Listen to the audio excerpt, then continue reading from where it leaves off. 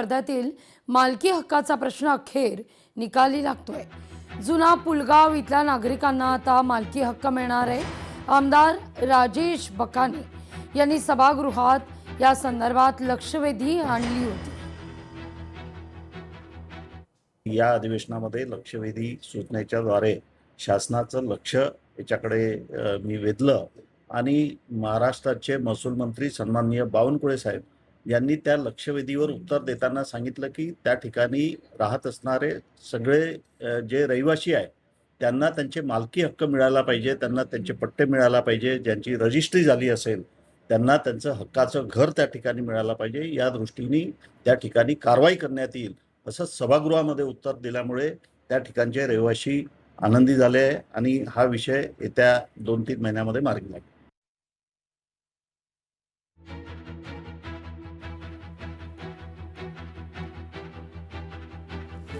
मुंबई महापालिकेच्या सौजन्यानं आयोजित सायकल रॅलीकडे नगरसेवक आणि नगरसेविकांची पाठ आहे।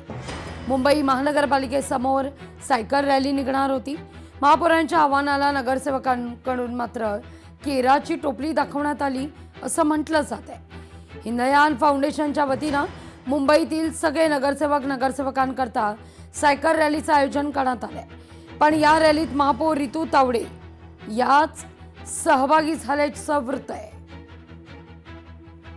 आता मी सुरुवात केली आहे ना, परत आपण घेऊया सायकल रॅली। त्यावेळी सगळेजण येतील, प्रत्येक जण आपापल्या वॉर्डमध्ये बिझी असतील काही ना काही, कारण कसं आहे प्रत्येक जण निवडणूक झाल्यानंतर मग ह्या सगळ्या इलेक्शन्सपर्यंत नगरसेवकांना खरंच आपल्या वॉर्डमध्ये पण लक्ष देता येत नाहीये, कारण कंटिन्यू नगरसेवक हेड ऑफिसला आहेत, डे टू डे मीटिंगमध्ये आहेत, मिनिट टू मिनिट कार्यक्रम इथे लागलेले आहेत। मे बी आजचा एक दिवस मिळाला असेल ते वॉर्डमध्ये असतील, पण सगळेजण येतील, पुढच्या पण रॅलीमध्ये सगळे पार्टिसिपेट करतात। शेअर बाजारात तेजीला विराम आहे।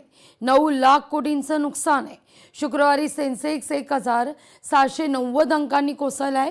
परदेशी गुंतवणूकदारांकडून सातत्यानं शेअरची विक्री सुरू आहे।